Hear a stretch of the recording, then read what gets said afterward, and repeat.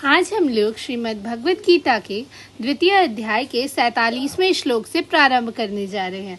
पिछले वीडियोस में हमने 46वें श्लोक तक खत्म कर लिया था, जिसमें हम देख रहे थे कि भगवान अर्जुन जी को सब कुछ समझा रहे हैं, जिसमें वो बता रहे हैं कि वेदों में तीनों गुणों का वर्णन मिलता है और जिस तरह एक छोटे से कूप का सारा कार्य एक विशाल जलाशय से तुरंत हो जाता है, उसी तरह वेदों के आंतरिक तात्पर्य को जानने वाला जो है उसका सारा प्रयोजन अपने आप ही सिद्ध हो जाता है। जिसके पश्चात ओम श्री परमात्मने नमः अथ द्वितीयो अध्यायः श्री भगवानुवाच कर्मण्येवाधिकारस्ते मा फलेषु कदाचन मा कर्मफलहेतुर्भूर्मा ते संगोस्त्वकर्मणि। तुम्हें अपना कर्म कर्तव्य करने का अधिकार है, किंतु कर्म के फलों पे तुम्हारा अधिकार नहीं है। तुम न तो कभी अपने आप को अपने कर्मों के फलों का कारण मानो, न ही कर्म न करने में कभी आसक्त हो। ये श्लोक अगर किसी ने भगवत गीता पढ़ी हो या ना हो, हर किसी को इस श्लोक के बारे में पता ही होता है। ये श्लोक सबसे ज़्यादा विख्यात श्लोक है। इसका तात्पर्य इस तरह से है कि तीन विचारणीय बातें हैं यहाँ पे। कर्म, अपना धर्म, विकर्म और अकर्म। कर्म स्वधर्म वे कार्य हैं जिनका आदेश प्रकृति के गुणों के रूप में प्राप्त किया जाता है।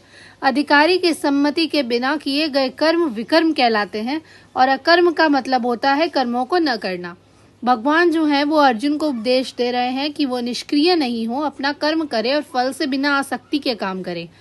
कर्म फल के प्रति आसक्त रहने वाला भी कर्म का कारण है। इस तरह वो कर्म फलों का भोक्ता होता है। जहाँ तक निर्धारित कर्मों की बात है, वो तीन उपश्रेणियों के हो सकते हैं: नित्य कर्म, आपातकालीन कर्म या इच्छित कर्म। नित्य कर्म फल की इच्छा के बिना शास्त्रों के अनुसार किए जाते हैं। फल युक्त कर्म बंधन के कारण बनते हैं, अतः ऐसे कर्म अशुभ हैं। हर व्यक्ति को अपने कर्म पर अधिकार है, लेकिन उसे फल में आसक्त होकर कर्म नहीं करना चाहिए। ऐसे निष्काम कर्म निस्संदेह मुक्ति पथ की ओर ले जाने वाले हैं। अतएव भगवान जो है वो अर्जुन को फलासक्ति से रहित होकर अपना कर्म करने के लिए, युद्ध करने के लिए आज्ञा दे रहे हैं। उसका युद्ध से विमुख होना आसक्ति का दूसरा पहलू है। ऐसा आसक्ति जो कभी मुक्ति पथ की प्राप्ति नहीं करा सकता। आसक्ति चाहे स्वीकारात्मक हो या निषेधात्मक हो, वो बंधन का कारण बनती ही बनती है। अकर्म का मतलब है पाप। अतः कर्तव्य के रूप में युद्ध करना ही अर्जुन के लिए मुक्ति का एकमात्र कल्याणकारी मार्ग था। जिसके पश्चात योगस्थः कुरु कर्माणि संगम त्यक्त्वा धनंजय सिद्ध सिद्ध्यो समो भूत्वा समत्वं योग उच्यते। हे अर्जुन, जय अथवा पराजय की समस्त आसक्ति त्याग कर संभाव से अपना कर्म करो। ऐसी समता योग कहलाती है। कृष्ण अर्जुन से बोल रहे हैं कि वो योग में स्थित होकर कर्म करे। और योग है क्या?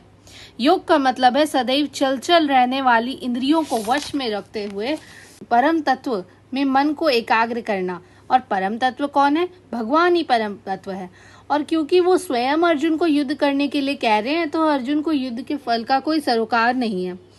जय या पराजय कृष्ण के लिए विचारणीय है।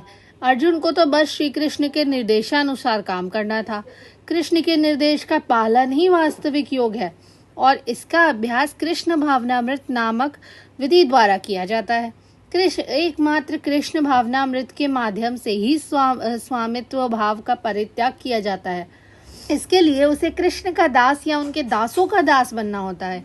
कृष्ण भावनामृत में कर्म करने की यही से एक विधि है जिससे योग में स्थित होकर कर्म किया जा सकता है।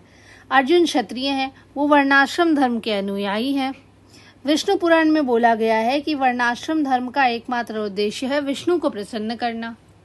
सांसारिक नियम तो ये है कि लोग पहले अपने आप को संतुष्ट करते हैं, तुष्टि करते हैं, लेकिन यहाँ तो अपने को तुष्ट न करके कृष्ण को तुष्ट करना है।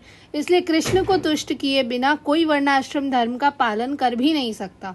यहाँ पर परोक्ष रूप से अर्जुन को कृष्ण द्वारा बताई गई विधि के अनुसार कर्म करने का आदेश है।